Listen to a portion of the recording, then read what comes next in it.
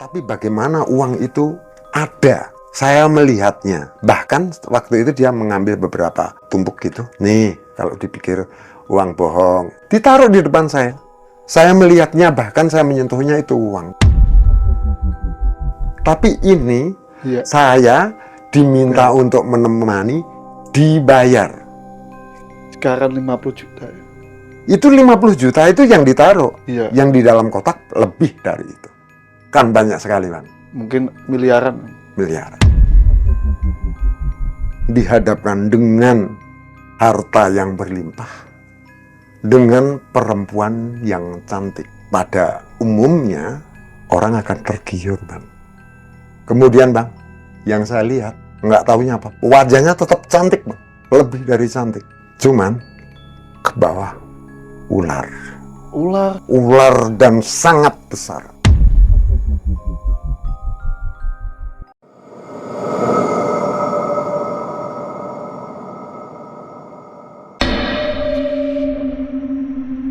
Assalamualaikum warahmatullahi wabarakatuh. Ketemu lagi nih di channel Kang Jin Misteri. Masih bersama saya Kang Jin yang selalu menemani Anda di cerita-cerita horor dan mistis dari narasumber yang penuh misteri. Bagi kalian dari manapun kalian berada, dari Sabang sampai Merauke, semoga kalian ini selalu sehat walafiat, berkah dunia dan akhirat dalam aktivitas apapun yang menyaksikan channel Kang Jin. Amin ya rabbal alamin. Untuk episode kali ini saya mengundang lagi narasumber yang sudah nggak asing lagi, yang mungkin Anda sudah menunggu. Dan kali ini masih bercerita tentang alas roban, dan di mana Pak Alif ini pernah dijebak oleh si Catik dari alas roban. Menariknya cerita ini, akan ada cerita skandal yang tidak lazim. Bagaimana kisah ceritanya? Mari kita simak bersama. Siapkan kopi, Kang Jin Misteri, kisah seram dari pelosok dunia.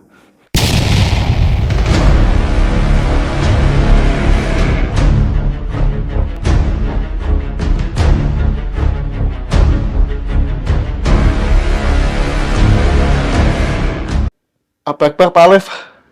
Alhamdulillah, bahagia sekali. Makasih Pak Alif sudah sempatkan waktunya untuk hadir di studio Kang Jin gitu ya. Bagaimana keadaan studio ini? Alhamdulillah, bangga sekali, senang Enak sekali. ya? Bahagia ya sekali saya bisa ketemu sama Kang Jin. Juga untuk sahabat senusantara, pecinta kontennya Kang Jin, mudah-mudahan diberikan keselamatan, kesehatan. Juga malam ini saya ingin bercerita lagi. Kemarin sudah ditunggu yang komen.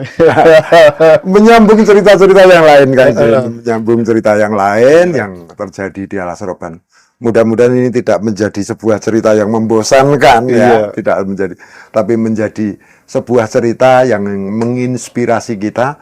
Jika ada sesuatu yang baik, ayo kita ambil. Tapi jika ada sesuatu yang buruk, sebagai makhluk yang kurang dari segalanya, saya mohon maaf. Gimana? Ingin diceritakan? Monggo. Oke. Sekitar berkisar antara 2 hingga 3 tahun yang lalu, saya punya sebuah teman, seorang teman yang berada mungkin dari penonton udah tahu tentang sebuah pantai yang indah sekali, Pantai Jodoh. Di sana saya punya teman. Saya habis main dari sana. Kemudian karena rumah saya memang melewati alas roban, kebetulan saya memakai sepeda motor, berjalanlah di sore itu, waktu sudah sore saya jalan, melewati alas roban, yang memang sebetulnya saya sendiri senang dengan alas roban, begitu teduh, jalannya yang berkelok berliku, memiliki gimana ya, nuansa tersendiri bagi saya suka. Kemudian saya lewat sore itu, mungkin di antara penonton sudah tahu alas roban itu memiliki 3 jalur. Jalur yang lama, dalam arti jalur utama yang dulu itu lewat tengah, kemudian dibikin jalur baru 2, yang satu melewati selatan yang tembus ke Gringsing, dan satu lagi yang menembus alas roban, itu di jalur paling utara, itu yang memotong Kompas untuk sampai ke Desa Plelen. Saat itu, kebetulan Plelen lagi ada sebuah proyek penebangan pohon. Ada penebangan pohon yang dilakukan oleh DPU, sehingga jalan itu tertutup untuk sementara waktu karena memang ada perbaikan. Sehingga saat itu saya memilih jalur tengah, jalur utama. Disinilah awal ceritanya. Gini Kang Jin. Waktu itu sore kebetulan musimnya juga lagi musim penghujan. Sedikit agak ada gerimis. Ya gerimis tapi sudah mulai reda. Suasananya senja gitu ya. Enak banget lah lewat situ. Saya lewat dengan sepeda motor, nyantai di situ karena memang tempat itu begitu saya kenali. Lewat dengan tidak berpikiran apapun. Diawali dari bawah, berbelok ke arah kiri, kemudian melewati, orang menyebutnya sebagai Poncowati.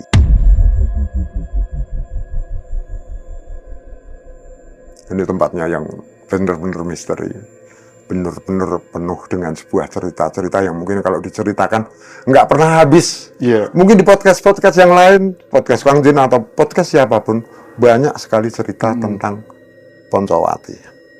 Tapi di sini saya tidak terlampau banyak akan bercerita tentang itu. Mungkin orang sudah tahu.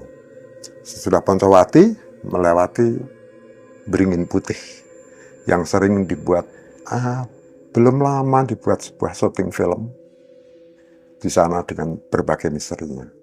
Nah, cerita misterinya diawali dari situ. Saya sudah Beringin Putih, saya jalan kebetulan karena sudah sore, sudah senja walaupun suasana juga masih nyaman, begitu teduh enak saya lewat.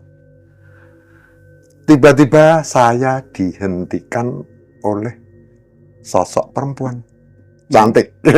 Itu kalau Kang Jin lihat pasti senang. Jam berapa itu Pak? Kira-kira ya jam 5 lebih lah, jam 5 lebih sedikit itu. Si cewek tersebut berniat untuk numpang. Dia melambaikan tangan, kayak menumpang, kemudian saya henti. Muncul keisengan saya. Ya jiwa-jiwa iseng, jiwa usil muncul. Ya saya sadar karena melihat begitu parasnya yang cantik. Saya berhenti. Cewek itu yang saya lihat tuh memakai baju putih dengan gaun panjang. Cantik, sangat cantik. Nggak cacat ya? Enggak, utuh, cantik sekali. Saya melihatnya sebagai sosok yang kalau boleh dibilang sempurna. Ya. Akhirnya saya tanya dengan bahasa Jawa, "Badhe tindak pundi, Mbak?" Saya tanya gitu.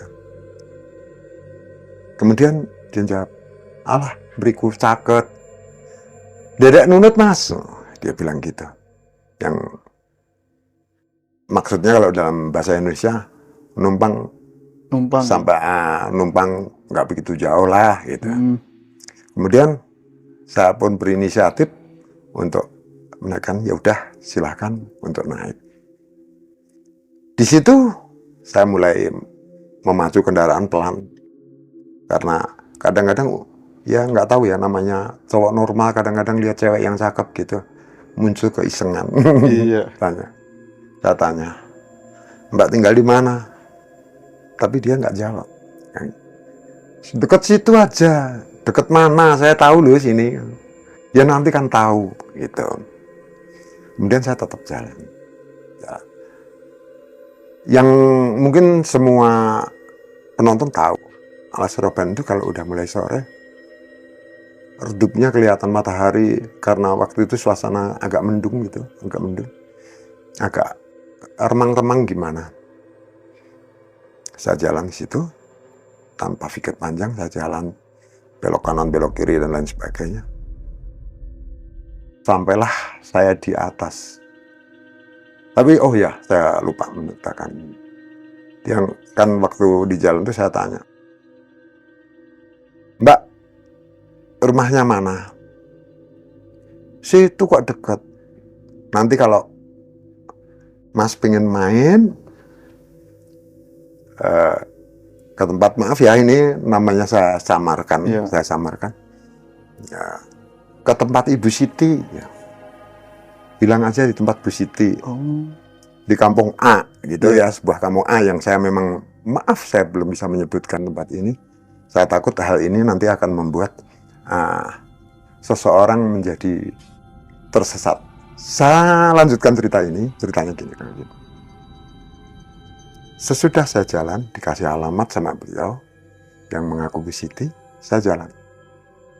Jalan tersebut, jalan lama itu tembusnya ke sekitar pos polisi yang di sebelah atas, dekat situ. Pas di situ, karena kan itu persimpangan jalan, saya menoleh barangkali ada kendaraan jalan. Tapi lucunya, ketika saya menoleh, penumpang saya tidak ada. Nggak ada. Nggak ada. Ya, tapi walaupun nggak ada, yang muncul di pikiran saya masih nalar. Takut saya bawa cewek, Iya. cakep, orangnya juga terlihat ramah baik. Takut saya adalah jatuh. Karena apa? Yang di pikiran saya, dia pakai gaun panjang. Kemudian, motor saya kan motor laki-laki yang otomatis pakai rantai, bukan motor-motor yang seperti motor-motor sekarang yang udah injeksi, yang nggak pakai rantai kan, tapi motor saya pakai rantai. Takut saya, kejadian yang sudah-sudah yang sering saya lihat adalah gaun masuk di rantai, kemudian terjebak, jatuh, dan lain sebagainya. Saya takut kalau itu terjadi. Saya balik. Kok gak ada, saya balik. Saya susuri jalan tadi. Saya susuri, tapi saya nggak temukan. Sampai di tempat di mana dia naik, bahkan di pinggir-pinggir jalan yang di Alas Roban itu banyak-banyak jurang, gitu. Saya liatin barangkali terjatuh, tergelinding atau bagaimana. Saya lewatin, nggak ada. Baru muncul pikiran, jangan-jangan ini makhluk yang lain. Saya pikir. Tapi kok dia ngasih alamat dan lain sebagainya. Tapi fisiknya juga seperti manusia. Manusia banget. Badannya putih, bersih, cantik. Cantik bagaimanapun. Nggak pincut ya. Kemudian, akhirnya saya membuang pikiran-pikiran buruk tadi. Ini Alas Roban. Seperti yang saya pernah ceritakan di cerita-cerita yang lalu, memang Alas Roban itu tempat misteri. Akhirnya sesudah saya berusaha untuk mencari, nggak ketemu. Cari-cari nggak ketemu. Nggak ketemu. Saya putuskan, karena udah mulai agak sore, agak gelap, saya jalan pulang. Saya jalan pulang tanpa berpikir apapun, saya pulang tanpa beban apapun. Selang beberapa hari, saya jadi ingat, saya dikasih alamat kan sama dia. Di desa A, namanya Bu Siti, itu dikasih alamat sini, udah. Akhirnya iseng-iseng, karena saya mau melewati desa tersebut, itu masih di sekitar Banyu Putih. Saya sebutkan masih di sekitar Banyu Putih, walaupun secara detail saya tidak bisa sebutkan. Ya. Saya jadi kepikiran untuk siapa sih orang ini kok ngasih alamat, benerkah? Ya ada, gitu. Terus kemudian iseng-iseng tak cari alamat tersebut. Saya cari dan saya tanya, tempat Ibu Siti mana? Sama orang-orang sekitar situ. Oh, sana Mas. Ada yang kenal? Ada. Ada yang kenal, rumahnya di pinggir kali. Pinggir kali? Ya, di pinggir kali. Terus kemudian saya samperin ke sana. Tapi beda, Bang. Muncul lagi, beda lagi, aneh nih. Bu Siti yang saya temui itu bukan orang yang waktu itu saya bonceng. Beda orangnya. Dia sudah begitu sepuh, sudah tua, gitu. Tapi wajah cantiknya itu terlihat jadi goresan masa lalunya, guratan wajahnya kelihatan. Kalau dia masa lalunya mungkin dia juga mungkin bunga desa atau apalah. Cantik gitu. Saya ke sana. Kemudian saya ditanya, Ya Pak, silakan dipersilakan masuk. Kemudian ditanya sama beliau, ada perlu apa? Saya jawab, Ibu mohon maaf, saya kemarin boncengin orang. Kemudian saya ceritakan, mengaku bernama Siti. Orangnya dengan ciri-ciri seperti yang saya sebutkan tadi. Saya kesini, apa betul dia rumahnya di sini? Sebab saya tanya, namanya Bu Siti ya sini. Lah saya Bu Siti. Beliau bilang gitu. Saya jadi bengong lagi. Kok Bu Siti kok yang ini? Padahal yang saya temuin yang ngaku Siti tadi bukan itu. Oh iya. Dia langsung jawab gitu seperti dia mengerti. Dia ngerti. Seperti mengerti. Ini membuat saya menjadi berpikir lebih kenceng lagi. Ini siapa? Kenapa? Udah orangnya kan begini, ya wajahnya gini. Diceritakan secara detail. Dan tepat sekali apa yang dikatakan Bu Siti kepada saya. Bapak nggak keliru ke sini. Apa perlu saya panggilkan beliau? Gitu. Ya kalau ada, saya bisa ketemu. Alhamdulillah Ibu, mohon maaf. Lah Ibu siapa? Ya nanti kamu akan tahu. Dia bilang gitu. Kemudian nggak lama kemudian, dia menunduk. Sesudah menunduk, nggak tahu membaca doa apa atau berkata apa, saya nggak tahu. Sesudah itu badannya bergetar. Bu Siti tadi badannya bergetar. Mungkin baca mantra apa? Ya tidak tahu apa yang diucapkan, saya tidak tahu. Badannya bergetar. Sesudah itu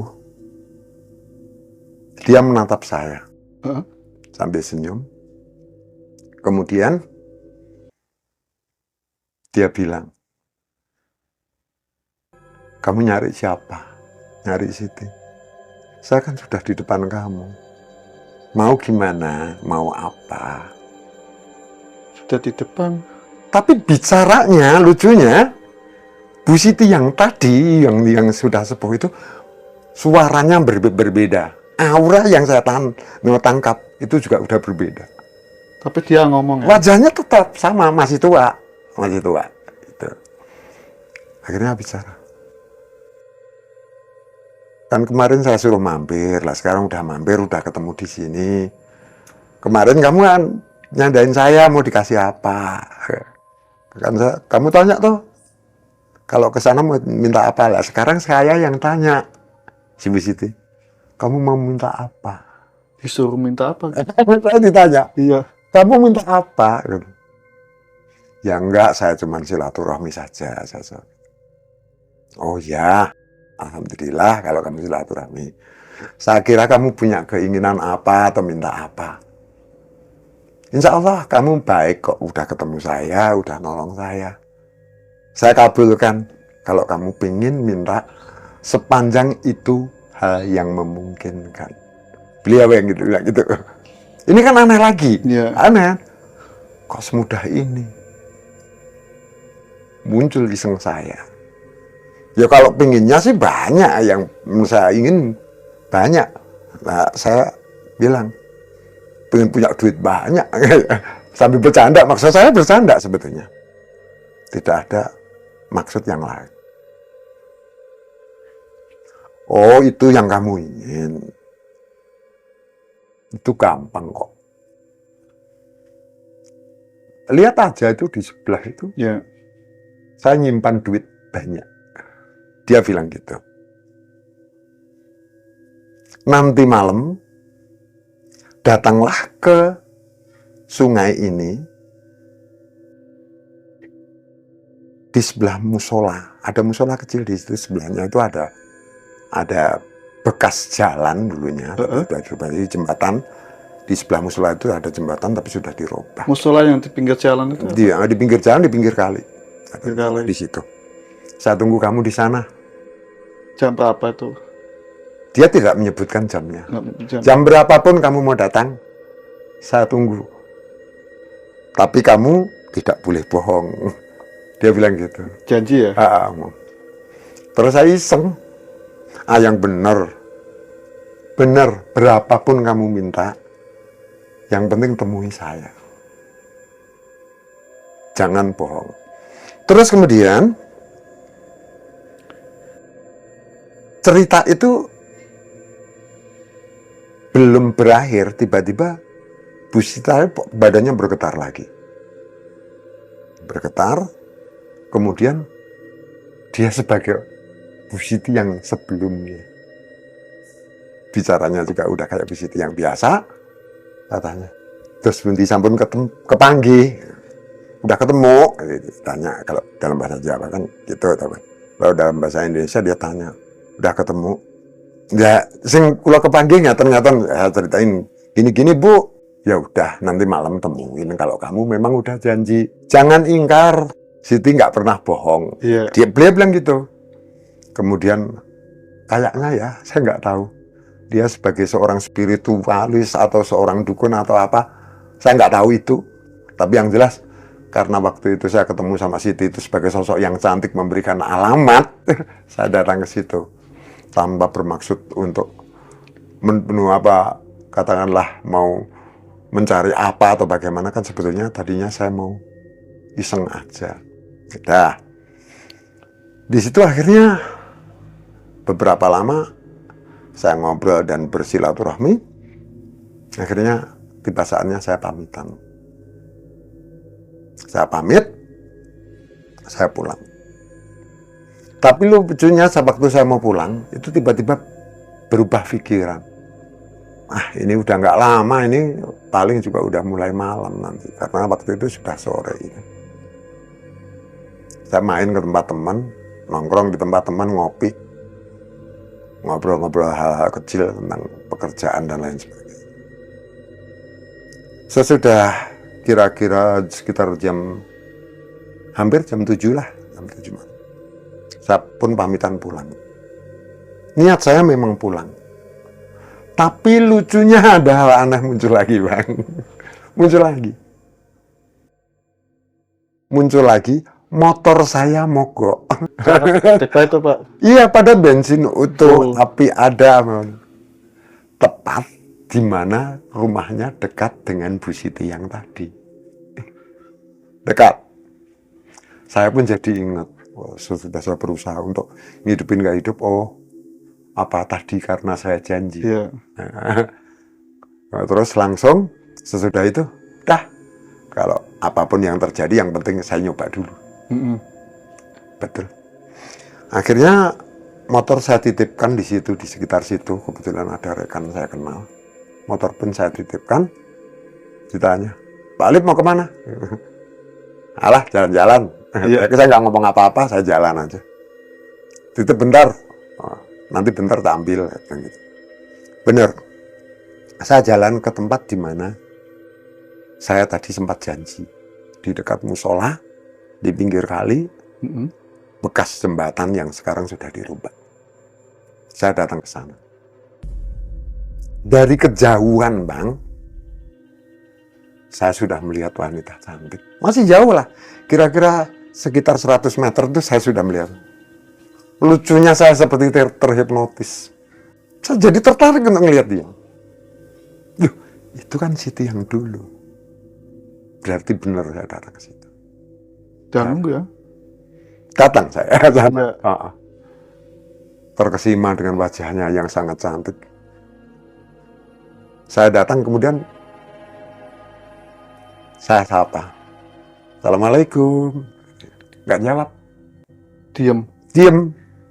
Saya sapa lagi, Assalamualaikum. Nggak jawab. Tapi lucunya sampai salam saya itu berkali-kali saya sapa nggak menjawab. Tapi dia tersenyum. Senyum terkesima gitu. Tersenyum. Akhirnya dia pun bilang, akhirnya ketemu juga, akhirnya mau kesini juga. Berarti cuma berdua ya? Berdua.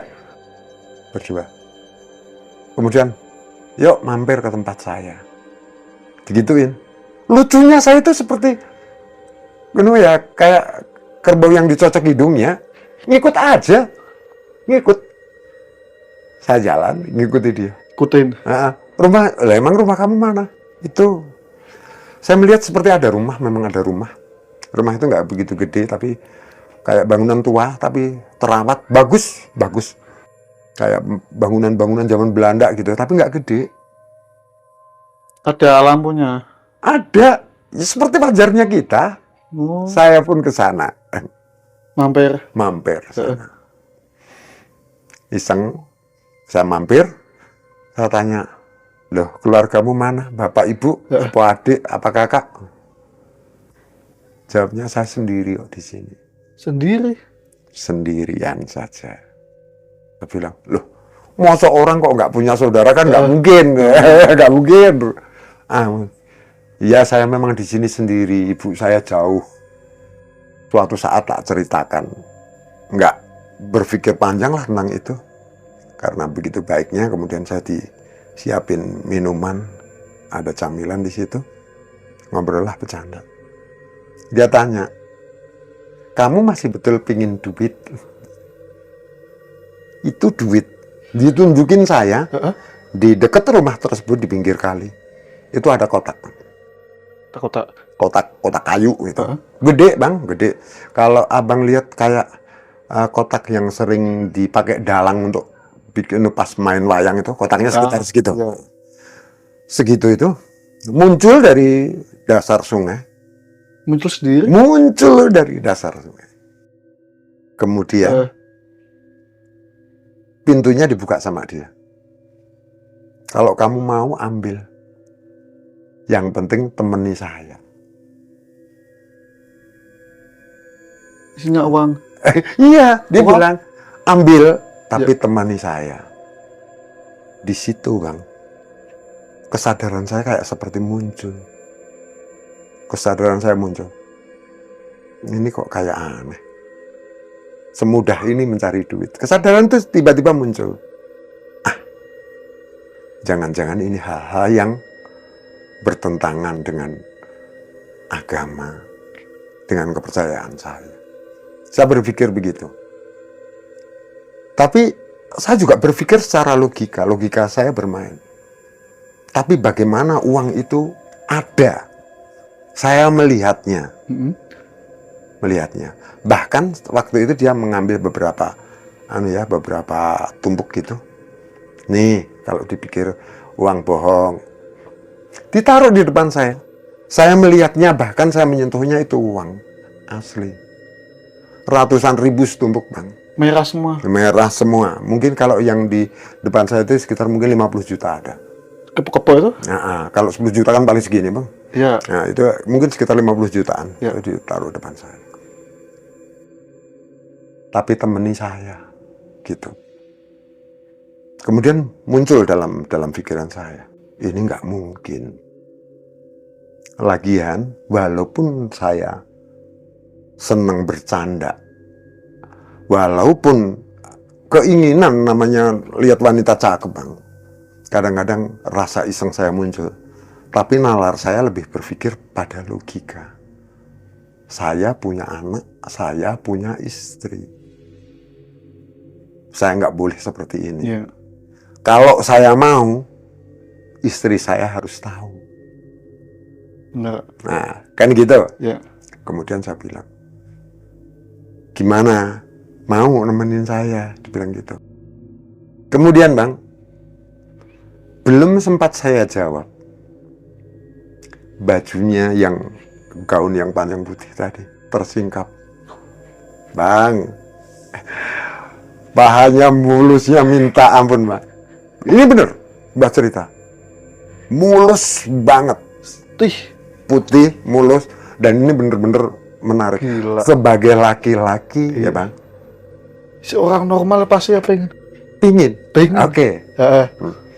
Tetapi disitulah keimanan seseorang itu akan diuji. Udah tantang seperti itu. Kemudian di situ kan ada tempat tidur yang kecil bang. Komplit ya? Jadi itu dia sambil tiduran gitu, memamerkan paha. Saya pun seperti dipanggil, tangannya melambek. Sini. Sini. bilang gitu. Bapak nafsu nggak? Kalau bilang nafsu atau tidak, kita pasti nafsu. Nafsu ya. Tapi nalar saya lebih berpikir, lebih logikanya saya lebih bermain. Ini benar ya? Iya. Sesudah itu, iya apa enggak? Tapi kemudian saya bertanya, ini maksudnya apa sih? Pada logikanya yang biasanya terjadi adalah laki-laki bermain dengan perempuan, mereka bayar. Tapi ini Iya. saya diminta untuk menemani, dibayar. Sekarang 50 juta ya. Itu 50 juta itu yang ditaruh. Iya. Yang di dalam kotak lebih dari itu. Kan banyak sekali, Bang. Mungkin miliaran. Miliaran. Sesudah itu, Bang, kemudian di batin ini sesudah berpikir logika, saya gini, apa iya sih hal ini benar-benar sebuah kenyataan? Maka keinget di pikiran saya ini punya Allah, saya beragama. Kemudian saya menyebut sebuah ayat. Saya jujur aja, saya membaca ayat kursi waktu itu. Allahu la ilaha illallah wal hayyul qayyum la ta'khudhuhu sinatun wa nawm, dan sampai selesai. Di saat saya membaca, semua yang ada di depan saya hilang.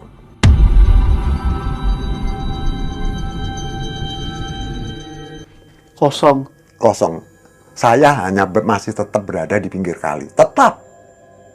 Di area Alas Roban. Masih di Masih? dia di sekitar Banyu Putih. Jadi kan kalau orang itu sebetulnya menyebut Alas Roban itu kan yang di sebelah timur. Tapi ini sudah agak ke barat, jadi di situ tiba-tiba hilang.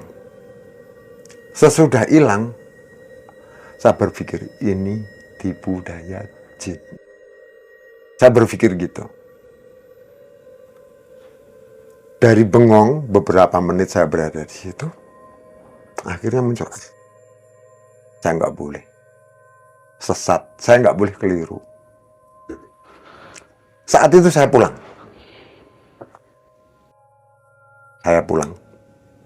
Udah sampai di pinggir jalan di tempat, saya menitipkan motor, saya ambil, saya hidupkan, motor tuh hidup, Bang. Nyala, wajar, saya jalan, pulang. Sampai di rumah berpikir panjang dengan kejadian tanpa saya berpikir aneh-aneh karena takut. Si istri waktu itu, kalau saya ceritakan hal ini, nanti takutnya dia cemburu. Oh, berarti kamu senang main perempuan dan lain sebagainya. Karena namanya perempuan, nggak boleh diceritain ini. Saya pikir dalam pikiran saya. Berpikir panjang lebar, kok ada kejadian seperti ini. Mengasihkan, menyenangkan, menakutkan. Ya kan, Bang? Menakutkan. Udah gitu, malam itu saya berusaha untuk logika. Malam saya bermunajat kepada Allah. Waktu itu saya juga, alhamdulillah, saya bisa tahajud. Mohon kepada Allah, ini apa ya Allah? Berikan keteguhan iman. Dalam batin begitu. Selesai itu saya bisa tidur dengan pulas. Dah. Cerita untuk saat itu selesai. Tapi tidak dengan cerita selanjutnya. Selang beberapa hari, Bang, sesudah saya dengan berbagai kegiatan, saya turun. Di tempat yang berbeda, Bang. Di tempat yang berbeda. Waktu itu saya tetap ketemu lagi si Siti lagi. Ketemunya itu, Bang, itu jadi kalau Banyu Putih menuju ke arah tempat saya itu melewati sebuah perkebunan gitu lebar. Di situ saya lihat dia. Sama persis seperti yang dulu-dulu. Nah, Sesudah itu, karena saya melihat dia, ya, saya berhenti saran. Loh, ngapain di sini? Karena kan awalnya kan udah kenal. Basa-basi ya. Ngapain di sini? Enggak kok, mau pulang. Nunggu cek nggak ada. Dia bilang gitu. Saya dianterin. Saya nggak mau apa-apa kok. Dianterin. Bener. Tanpa berpikir panjang. Ya, sambil berpasrah diri kepada Allah. Mudah-mudahan saya jangan sampai tergiur dengan hal-hal yang tidak baik. Saya ke sana. Saya antar dia. Begitu saya mau antar, belum sampai tempat dia, di tempat yang dulu saya motor mogok, saya mogok lagi, Bang. Cara mendadak tuh. Mendadak. Nggak tahu. Jadi untuk dinalar lagi nggak bisa. Kemudian, Bang, akhirnya dia bilang, Bang, gelap banget, anter. Gitu. Perkataannya tuh persis kayak anak-anak yang manja gitu. Manja gitu. Sambil megangin lengan saya. Gitu. Gitu. Ayo tuh diantar. Gelap. Gitu. Peteng. Aku dituturke. Itu dengan bahasa Jawa gitu. Saya pun antar. Tapi di dalam batin ini kan tetap, ya Allah berikan kekuatan. Saya kan ingat, sudah saya analisa di rumah. Ini pasti ujian. Benar, Bang, sampai sana. Udah sini dulu, tak bikinin minum. Udah saya langsung mau pulang. Enggak, di sini dulu. Tangan saya ini dipegangin, Bang. Kemudian, Bang, sesudah itu saya dibikinin minum. Saya duduk sebentar, dibikinin minum sama dia. Di situ. Babak kedua seperti yang dulu, muncul lagi. Mulai lagi. Ini lebih ngeri, Bang. Lebih ngeri. Iya. Lebih ngeri. Jadi pakaiannya lebih menantang. Jadi tidak memakai pakaian yang panjang atau enggak. Udah menantang sekali lah. Hampir lekuan tubuhnya tuh kelihatan semua. Kayak baju tidur seksi itu. Betul. Warnanya apa bajunya? Putih. Masih putih. Putih tapi seperti transparan gitu. Jadi lekuk tubuhnya tuh sampai kelihatan sekali. Seksi ya? Iya. Gila deh. Nah, di situ dia bilang, udah anterin. Kamu mau minta apa? Saya kurang apa? Kurang baik gimana? Ambil itu uangnya. Itu uang tiba-tiba, Bang, di meja itu banyak sekali. Tidak cuma 10 juta, 20 juta. Banyak. Saya nggak bisa perkirakan itu berapa juta atau berapa miliar, saya nggak tahu. Tapi banyak sekali. Kemudian ada emas batangan. Di situ semua? Di situ juga. Kalau kamu kurang, nanti saya minta ke ibu. Dia bilang gitu? Saya mintakan ke ibu. Ibu saya punya banyak. Dia bilang gitu. Lebih lagi yang waktu itu membuat saya itu, gimana ya namanya, saya dalam kondisi ekonomi kebetulan lagi berada posisi agak di bawah, Bang. Lagi sulitan, dihadapkan dengan harta yang berlimpah, dengan perempuan yang cantik.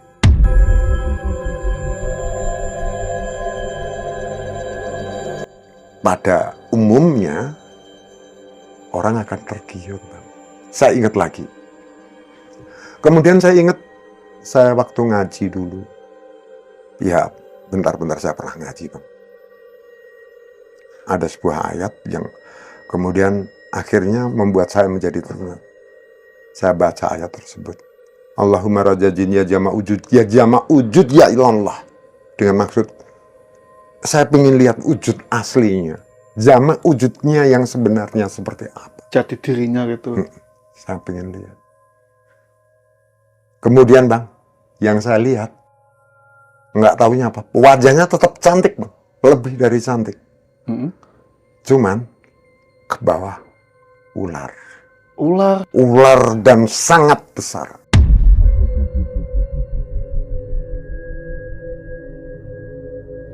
Besar apa, Pak? Mungkin kalau dibilang pohon kelapa itu besar, tapi itu lebih dari itu. Panjang. Panjang. Siluman ular ya? Mungkin.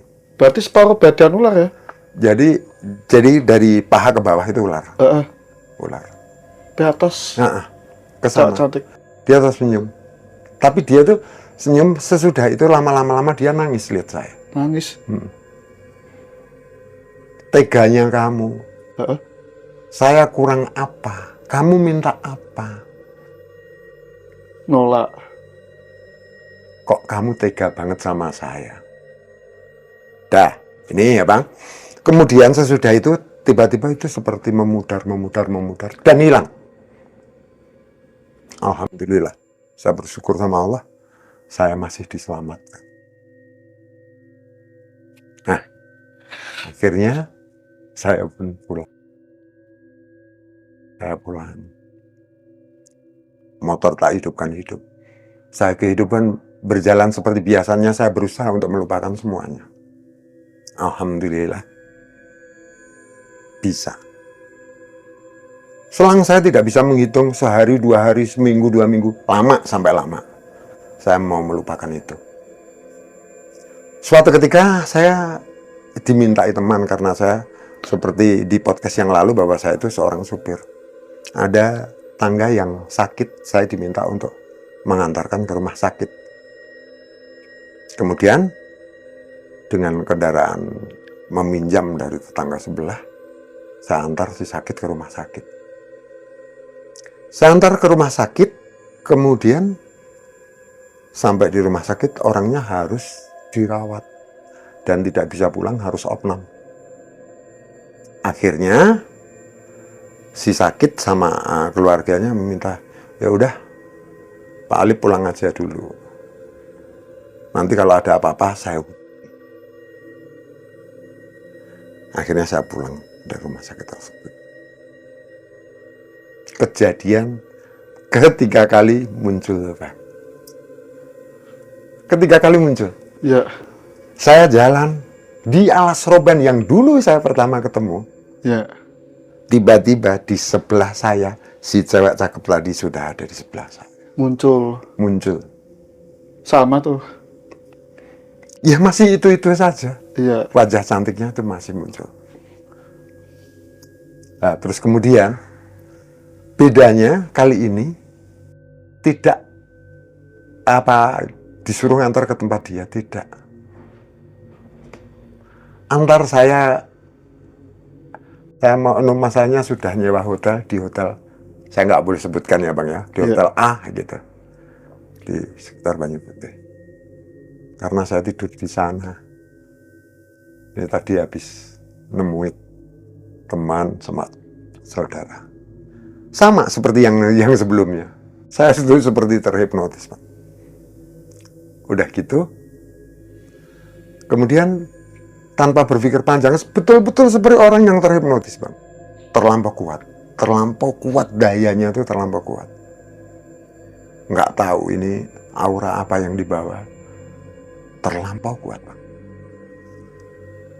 Saya antar dia ke sebuah hotel tersebut. Di sebuah kamar. Kamar itu tempatnya agak lumayan bagus, VIP gitu. AC. Saya diantar ke sana. Kemudian lantaran si Siti tadi itu bawaan itu lumayan banyak, Bang. Dia bilang, "Mas, tolong bawain ke dalam ya." Saya nggak kuat. Saya bawain. Sekali, karena nggak cukup sekali, saya ngambil yang kedua kali. Ya bentar, udah kamu di sini aja, kamu cewek. Saya ambilin di mobil. Saya bawa masuk ke dalam kamar hotel tersebut. Yang ketiga, Bang, ini ngeri sekali, Bang. Yang saya lihat bukan Siti lagi. Cewek cakep dengan wajah yang utuh sempurna mulus sekali, tapi wajahnya istriku. Aroma baunya ada Pak? Wangi bang, wangi, Wangi ya? wangi sekali. Kemudian wajahnya itu istri seakan-akan, mohon maaf ini cerita mungkin dari kalau yang belum 18 ke atas mungkin bisa di skip untuk sementara. Itu seakan-akan pose-pose menantang lah bang. Itu istri saya. Kok tiba-tiba istri saya yang ada di situ? Ngapain istri saya kok bisa di situ? Yang saya tahu istri kan di rumah. Iya.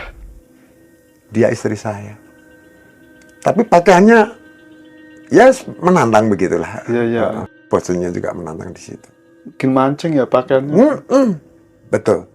Menantangnya, aduh, saya nggak bisa bilang ya. Ini mohon maaf. Nanti kalau yang jelek di skip ya bang ya. Iya.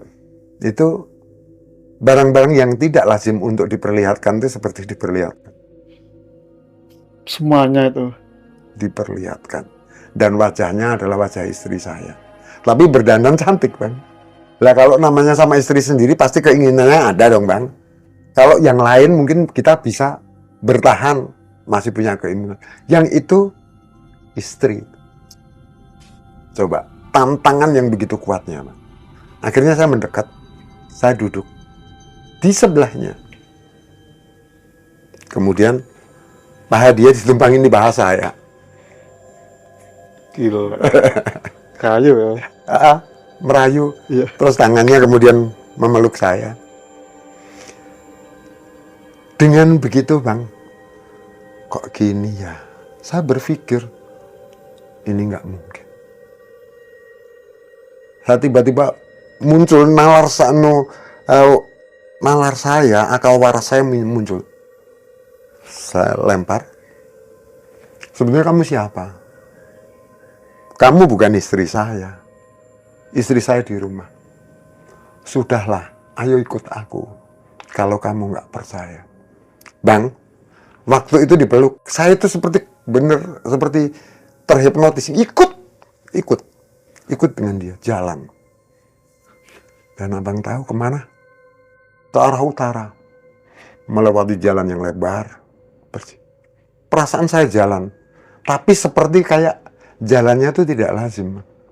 Seperti di angin. Nyantai. Dia kelihatan bahagia. Kemudian saya melihat sebuah istana. Istana itu bedanya dengan kita. Kalau orang bilang istana itu seandainya hal-hal yang seperti hal magis gitu kan, emas apa itu enggak. Biasa saja bang. Kecenderungannya seperti batu-batu candi itu bang. Tapi itu istana gede kayak batu candi. Bagus banget. Memang saya lihat bagus. Mewah ya. Mewah. Kemudian di depan ada dayang-dayang yang ada di depan ada. Cantik. Sangat cantik bang. Kalau dibilang yang di situ nggak ada yang jelek bang, cantik semua. Nah, saya pun diajak masuk, dipeluk. Semua memberikan hormat. Tapi ada yang aneh di situ bang. Di sebelahnya itu sebetulnya sesudah saya amati benar, saya jadi takut sambil saya nggak bisa lepas dari doa. Karena apa? Saya berada di lautan. Bisa pikir kalau saya tenggelam di situ artinya saya habis selesai. Secara tidak sadar tuh ya Pak? Iya. Dan dia bilang, udah jangan berpikir apapun. Ikuti aku. Saya ikuti di sana. Saya ikuti berjalan di belakang. Ngikuti dia. Ikutin. Kemudian dia bicara kepada seorang perempuan yang sangat cantik. Sangat cantik. Tapi sosok ibu itu terlihat sekali. Apa yang dikatakan sama ibu itu, saya tidak tahu apa yang dikatakan. Tapi kemudian si ibu tadi, ibunya si Siti tadi, itu mendekat ke saya. Dia bilang, "Ngger kowe duwe kepinginan opo? Yen pancen anakku seneng karo sliramu ngger, kowe pengen opo? Tak turuti." Apapun yang Bapak mau gitu. Iya, dia bilang, apapun yang kamu mau karena anak saya suka denganmu, saya akan memberikan. Oh, disuruh nikah itu Mungkin. mungkin ya. Jadi bukan saya yang jatuh cinta. Iya, dia. Herannya dia jatuh cinta. Mungkin, Iya. mungkin. Tapi mohon maaf kalau seandainya hal ini salah. Ya. Dia suka. Intinya seperti itu. Kemudian saya diminta, bawalah apa yang kamu ingin. Kemudian Bang, saya bilang, Ibu, saya sudah punya anak, punya istri. Jawabnya apa? Saya tahu. Tapi karena anak saya suka, saya tidak bisa melarangnya. Apa yang kamu mau saya kabulkan. Tapi jangan tinggalkan anak saya. Coba Bang, kalau Abang berpikir kalau saya lari dari situ itu laut. Laut. Sementara sekuat apapun saya berenang, kalau namanya di laut, mungkin 100-200 meter dipaksain kuat Bang. Kalau sampai 1 kilo, 2 kilo, mungkin tenggelam habis lah. Mati. Akhirnya apa? Dia bilang, Ibu, udah. Saya melihat ada seperti apa ya?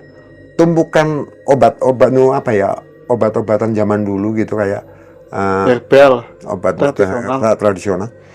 Saya melihat di situ ada jahe, ada apa. Kemudian saya melihat ada kunyit tertumpuk di situ.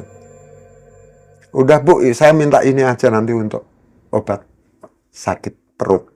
Kebetulan saya itu memang lagi punya Sakit. apa itu boleh dibilang di saya itu kalau bilang bukan Ginjal. bukan seperti asam lambung. Oh, asam. Saya ngambil itu sebetulnya nggak gede lah segini. Satu. Ini aja. Dan beliau ngomong, kok cuma satu? Ambil berapapun kalau kamu mau ambil. Itu ada wadahnya Pak? Enggak, masih tertumpuk gitu. Oh, tertumpuk. Tertumpuk. Dan sesudah itu saya ambil, enggak Bu, ini aja cukup. Saya ambil. Kemudian akhirnya, Ibu, terima kasih. Nanti suatu saat saya berusaha untuk ketemu sama Ibu. Tapi saat ini saya punya janji dengan anak dan istri saya. Saya mau pulang.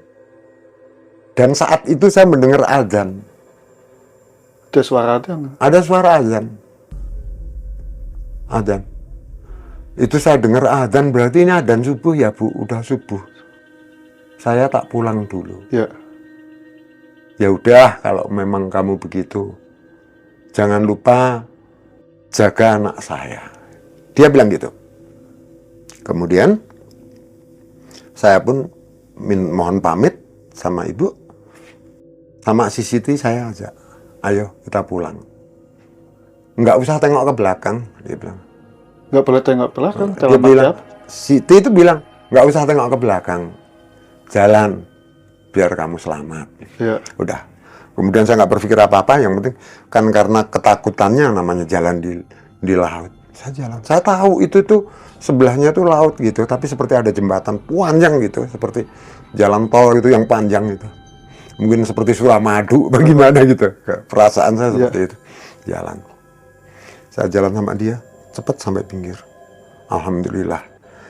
Di situ sesudah saya perasaan sudah di darat, saya baru baru berani membangkitkan apa yang menjadi keyakinan saya. Kalau saat ini saya sadar, kalau saat ini saya berdoa kepada Allah, saya tetap tidak akan tenggelam. Karena saya sudah ada di darat. Berarti itu sudah jauh banget ya? Sudah jauh sekali. Iya, tapi Bapak nggak ngerasa? Enggak. Kemudian saya ikuti. Udah, saya mau pulang, ini udah pagi, udah subuh, saya pulang. Saya bawa mobilnya orang. Nanti orang akan bilang apa, nanti dikira apa-apa. Saya pulang. Udah gitu, saya mohon pamit sama dia. Nanti kapan-kapan saya temui kamu. Dia bilang gitu sama saya. Akhirnya, saya pun tiba di depan hotel, perasaan itu. Tiba-tiba aja sampai depan hotel sama dia. Mobil saya ambil, saya jalan pulang, saya pamitan sama dia. Dia bilang, bener kamu tidak ingin apa-apa. Jangan sampai kamu kecewa. Tapi dia bilang dalam bahasa Jawa, ojo nganti kowe engko gelo. Iya. Yen kowe pengen jubu endi wae sing kowe pengen. Ambillah yang manapun yang kamu mau. Ambillah supaya jangan nantinya kamu kecewa. Bener, saya tidak ngambil. Enggak, saya tidak mau ambil apa-apa. Kalau anak istri saya sehat itu saja udah anugerah Allah, saya bilang. Kemudian saya mohon pamit dan saya pulang. Di jalan, Bang, tiba-tiba karena saya ini perokok berat, mengambil rokok di kantong, saya menyulut rokok. Dan kejadian aneh mulai terjadi, Bang. Tadi saya ceritakan, saya mengambil kunyit yang dari sana tadi yang mau membuat obat asam lambung saya. Warnanya kuningnya bukan kuning kunyit, Bang. Kuningnya kuning logam. Iya. Saya bawa. Loh, ini apa? Tak pikir apa, belum sadar-sadar, Bang. Saya tetap sambil saya pegangin, saya nyari korek. Rokok saya nyalain. Terus kemudian pikir, apa ini emas? Apa ini tadi? Muncul di pikiran saya. Tapi karena itu masih pagi sekali, masih gelap. Saya pulang nggak mikir, tak kasih di saku. Sampai di rumah, mobil saya pulangin, saya pulang ke rumah. Itu tanya, kok sampai jam segini? Saya juga nggak ngomong, kalau ngomong lagi nanti jadinya pasti nggak baik. Iya. Apalagi saya ceritakan saya pergi sama cewek cakep gitu kan nanti Marah. Akhirnya pagi itu selesai dengan cerita tersebut. Karena semalam nggak tidur, saya tidur. Capek, Bang, terasa capek. Sampai sekitar saya bisa bangun itu sekitar jam 10 siang. Saya bangun, mandi, disiapin kopi sama istri seperti biasa. Saya ingat tadi si kunyit. Tapi saya juga belum ngomong. Saya takut. Ini berisiko atau tidak. Iya. Tapi keisengan saya pun muncul, Bang. Ini emas apa bukan sih? Kemudian saya datang ke itu loh, orang yang tukang patri emas, tukang apa itu, ngecekin ini emas apa enggak. Kan itu ya besar kelingking gini, kecil gitu. Dites. Saya tanya, nggak tahu itu apa, Bang, saya nemu aja. Dites. Itu emas, Bang. Mas. Emas. Jadi emas bener. Saya lebih bingung lagi, Bang. Iya. Mau saya jual, saya takutnya ada risikonya. Enggak saya jual, sebetulnya saya butuh duit. Segini ya? Berarti Lumayan lah. Lumayan. Itu kalau boleh dibilang kalau 10 gram mungkin lebih. kira-kira berapa duit itu? Ya kalau sekarang mungkin kalau Mas Murni itu 2,5 gitu aja, 2,5 juta kali 10 kan lumayan, Bang. Iya. Banyak ya. Lumayan gitu. Iya. Tapi Murni lagi. sesudah itu ya, itu bilang ini emas tua ini, Bang. Udah, tak belinya gitu. Wah jangan, Bang. Itu peninggalan, saya pura-pura bilang gitu. Tapi dalam batin, saya tidak mau ini nanti justru berdampak pada kehidupan saya. Karena apalagi yang berhubungan dengan hal yang gaib, yang mistis, saya nggak mau. Sore itu kemudian sesudah saya ngetes, saya pulang, sorenya saya cari. Kalau itu saya niat, betul-betul saya punya niat, saya ingin ketemu. Sama si Siti ini pengen ketemu. Sore malam saya datang dengan satu niat, apapun yang terjadi saya harus datang dan saya harus bertanya. Kemudian saya bilang, ini maksudnya apa? Kemarin saya minta untuk obat sakit perut karena saya sering sakit perut, kok ini jadinya seperti ini. Dia tertawa. Cuman itu aja kok. pakai aja kalau mau, kalau kurang tak tambahin. Malah dikasih tambah kayak itu ya. Iya, dia muncul itu dengan janji, kalau kurang saya tambahin. Terus bilang, iya, tapi nanti pasti akan ada korban. Tidak, saya tidak akan mengorbankan siapapun. Sudah banyak, jembatan saya sudah panjang, dia bilang begitu. Yang membantu saya sudah banyak, saya tidak butuh korban. Bisa berpikir lebih logis, Bang.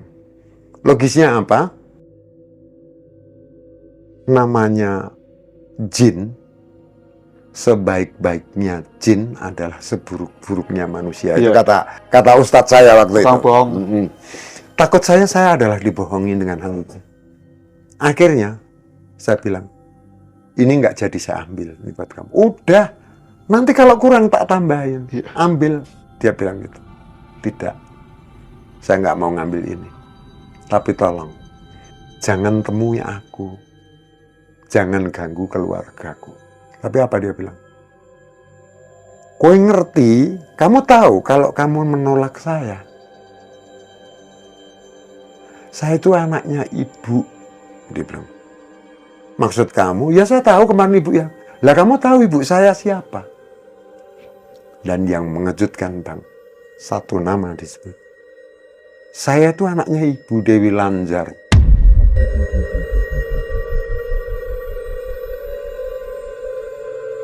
Kaget nggak, Bang?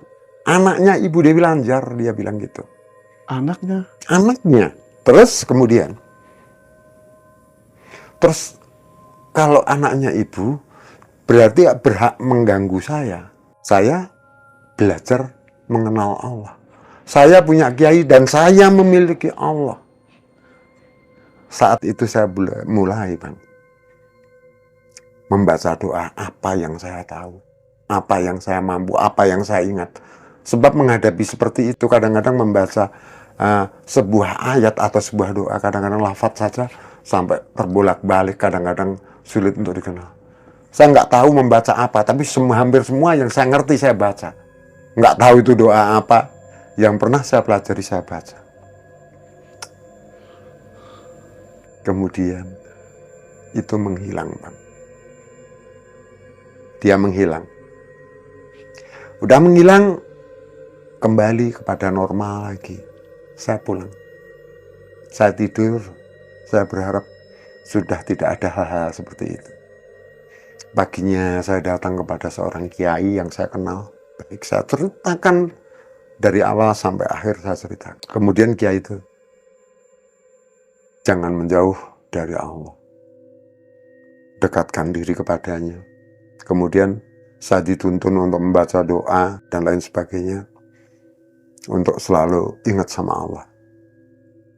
Tapi lucunya, Bang, sesudah dari kiai tersebut, malamnya saya bermimpi.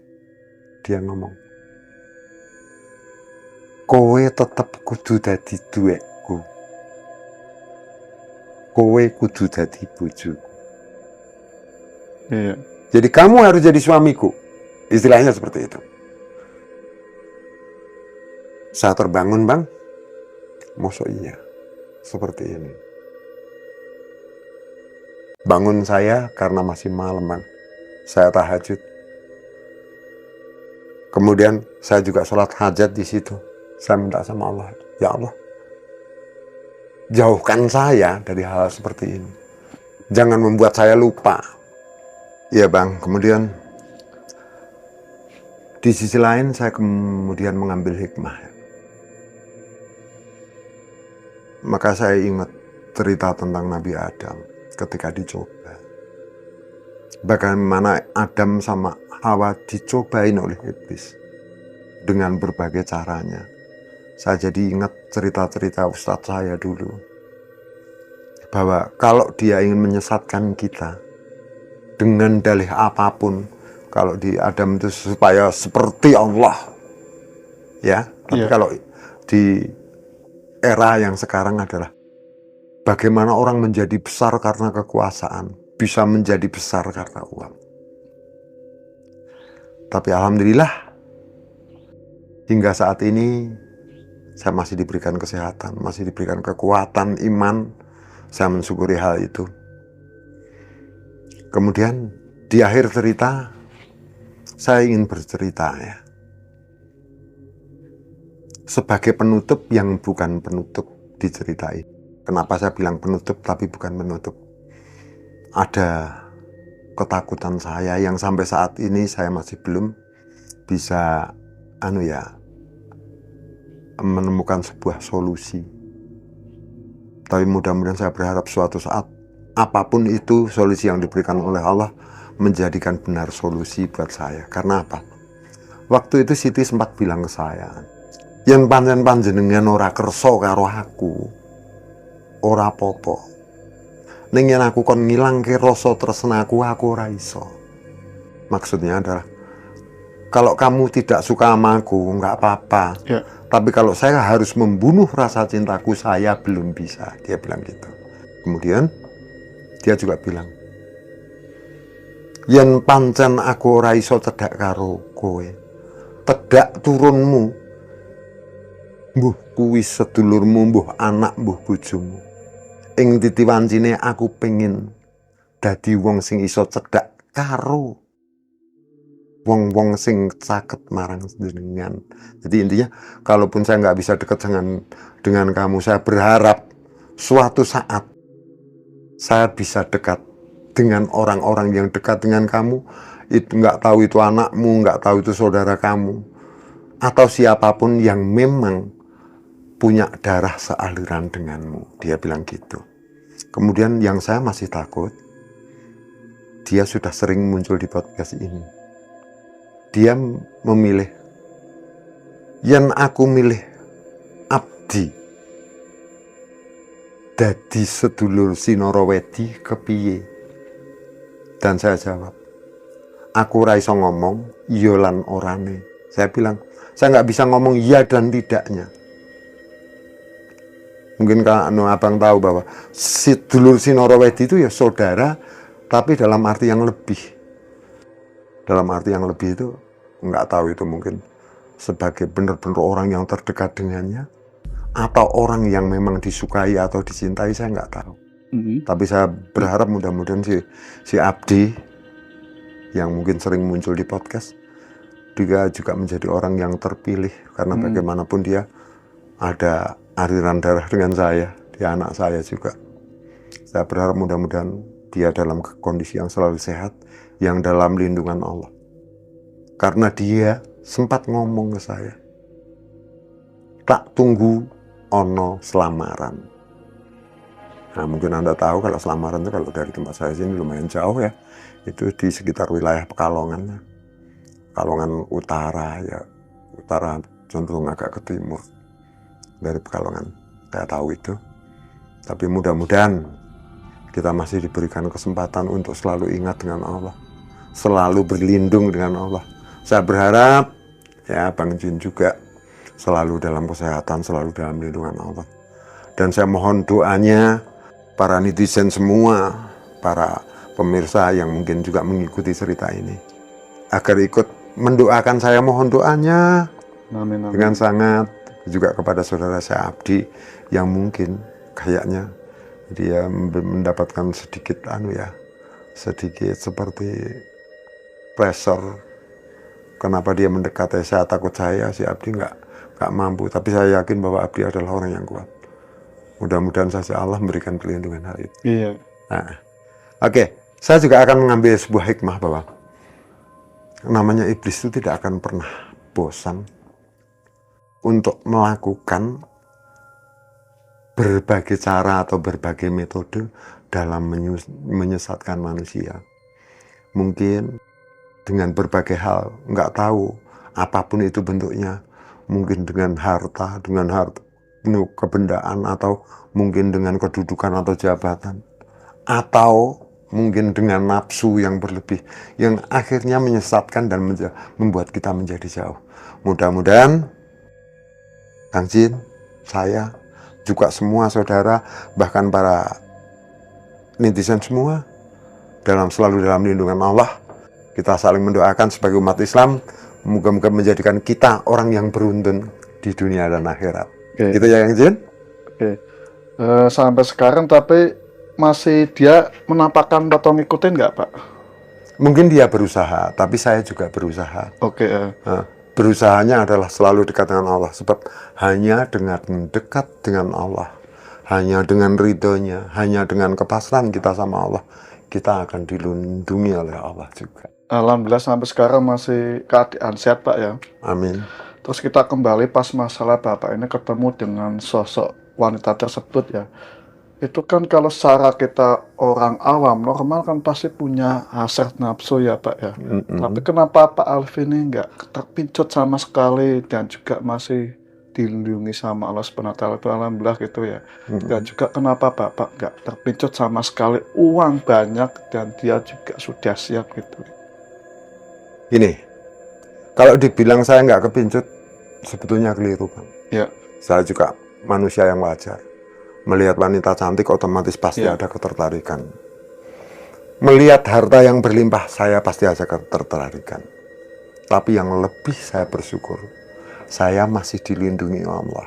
ya, Untuk segera sadar bahwa tidak semua harus didapatkan dengan semua cara yang akhirnya menghalalkan segala cara sehingga justru menjauhkan kita dengan Allah.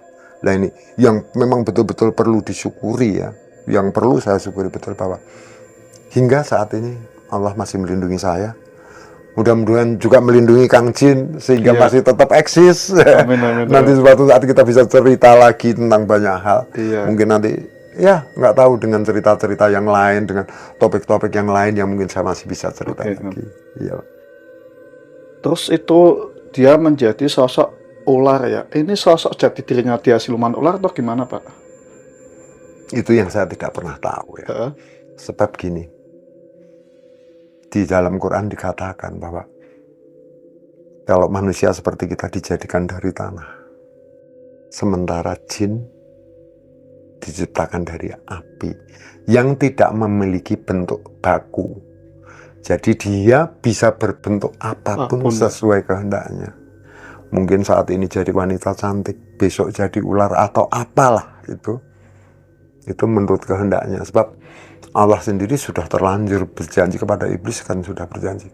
Apapun diizinkan oleh Allah kecuali besok masuk surga. Itu yang tidak diinginkan. Allah tidak akan pernah memberikan dia sakit, memberikan dia kekurangan, dia akan dengan segala cara pasti akan menggoyangkan iman kita. Mudah-mudahan kita bukan tergolong orang yang disesatkan, orang yang mudah disesatkan, tapi kita yang mendapat perlindungan. Iya. Terus umpama nih kalau Pak Alif ini ngambil uangnya dan melayani sosok wanita tersebut ya, apa ada efek sampingnya dengan istri anak jadi tumbal atau gimana? Sebetulnya saya tidak yakin ya dan tidaknya. Ya, Sebab yang saya tahu hidupnya jin adalah hidup dengan kebohongan. Ya, hidupnya dengan kebohongan. Dia bilang tidak, nanti ya saya juga nggak tahu. Ya, atau sebaliknya memang betul-betul tidak, saya juga tidak tahu. Cuman yang saya tahu, apapun itu, saya takut kalau hal itu akan membuat saya menjadi sesat. oh iya, Ya, dan kemudian saya juga bertanya kepada ustadz saya, kepada kiai saya, bahkan dia memberikan sebuah advice kepada saya, segera jauhi. Dan ini yang membuat saya menjadi yakin, menjadi lebih memiliki iman ya untuk selalu dekat dengan Allah. Mudah-mudahan ini tidak hanya untuk saat ini, tapi untuk selanjutnya. Begitu kan?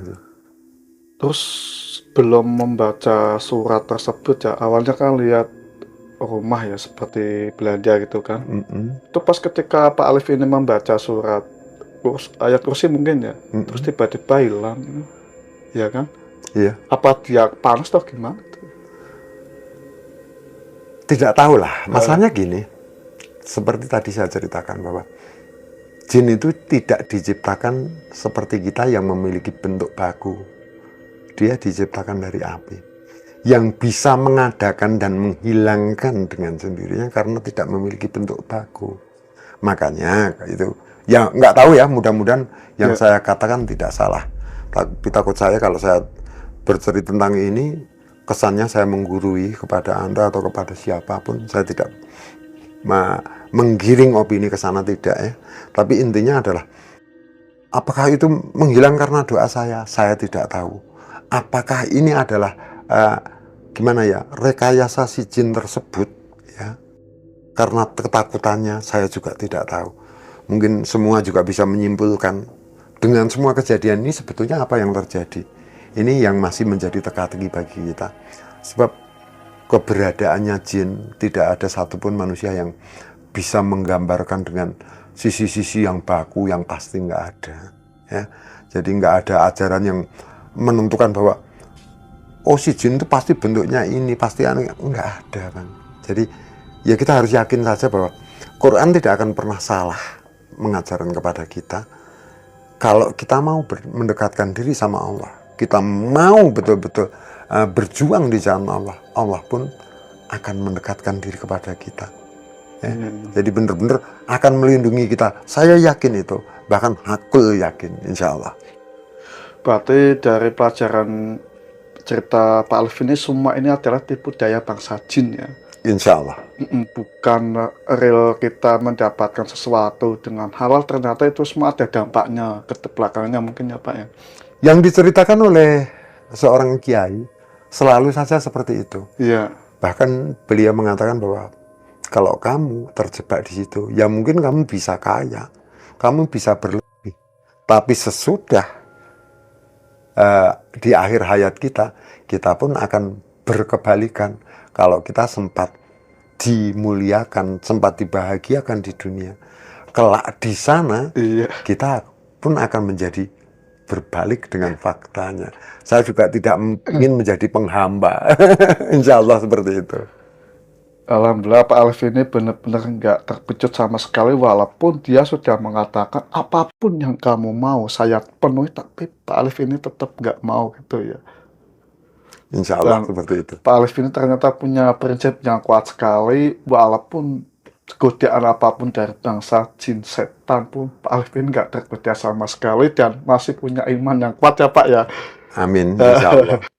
Ya pingin, kalau uangnya pingin, ya kalau dapatnya pingin, tapi mudah-mudahan Allah selalu memberikan sesuatu yang seharusnya yang terbaik lah. Dalam arti saya juga pingin harta, tahta, bahkan wanita yang cantik saya pingin, tapi mudah-mudahan ini adalah sebuah hal yang real, yang nyata, karena memang saya mengupayakannya dengan hal yang real juga, bukan dengan hal yang bertentangan dengan kehendak Allah. Intinya seperti itu. Dan luar biasa sekali. Awalnya walaupun Pak Alif ini nggak sadar, tapi secara logis langsung sadar, tiba-tiba semuanya itu adalah tipu daya bangsa jin dan setan. Oke.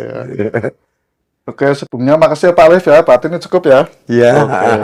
Oke guys, inilah cerita dari Pak Alif ya.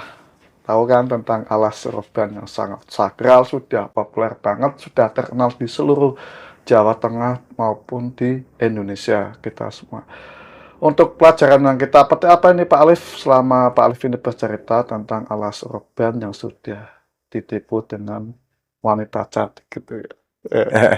Seperti tadi yang saya ceritakan, mudah-mudahan kita juga netizen semua diberikan perlindungan pada Allah, bahwa pada dasarnya jin tidak akan pernah bosan untuk menggoda kita. Jin tidak akan pernah bosan, iblis tidak akan pernah bosan untuk menyesatkan kita. Hanya satu kuncinya, kalau kita mau mendekatkan Allah, kau diri kepada Allah, insya Allah, Allah pun akan mendekatkan diri kepada kita dan memberikan perlindungan kepada kita. Insya Allah, ini mudah-mudahan Anda juga termasuk bukan orang yang disesatkan karena iblis, tapi orang yang dimuliakan karena Allah. Amin. Cukup Pak? Ya. Oke guys, pokoknya sekian terus video selanjutnya di Kang Jin Misteri yang akan mengundang narasumber mengupas cerita-cerita yang diambil kisah nyata. Jadi mudah-mudahan kita selalu dalam lindungan Allah Subhanahu wa Ta'ala, kuatkan iman kita, jangan sekali-kali tergoda dengan bangsa jin atau setan. Semua adalah omong kosong dan tipu daya, semua tidak ada yang nyata. Kekuatan sebesar apapun tidak ada yang bisa melebihi kekuatan Allah Subhanahu wa Ta'ala. Dia yang bisa saya pamit, Kang Jin Misteri, kisah seram dari pelosok dunia.